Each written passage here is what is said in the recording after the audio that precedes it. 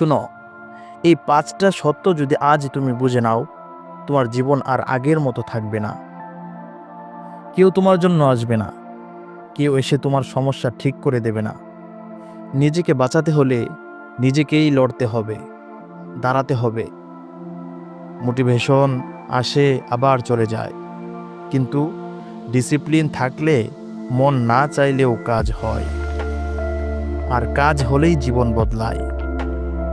তুমি যত দেরি করছো, সময় তত দ্রুত এগিয়ে যাচ্ছে। সময় কখনো কারোর জন্য অপেক্ষা করে না। ভুল করা কোনো সমস্যা না, সবাই ভুল করে, কিন্তু একই ভুল বারবার করা সেটাই আসল ব্যর্থতা।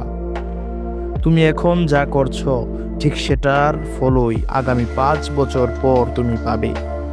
কোনো শর্টকাট নেই। আজ সিদ্ধান্ত নাও, কারণ তোমার ভবিষ্যৎ আজকের কাজ দিয়েই লেখা হচ্ছে।